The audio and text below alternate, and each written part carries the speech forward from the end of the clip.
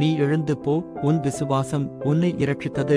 பரிசுத்த லூக்கா எழுதின சுவிசேஷம் 17வது அதிகாரம் 19வது வசனம்.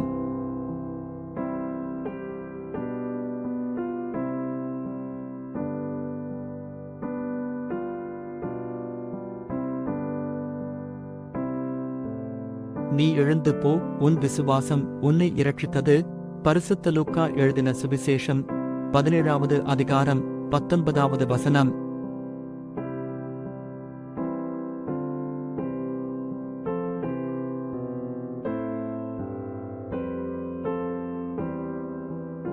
நீ எழுந்து போ, உன் விசுவாசம் உன்னை இரட்சித்தது. பரிசுத்த லூக்கா எழுதின சுவிசேஷம் 17வது அதிகாரம் 19வது வசனம்.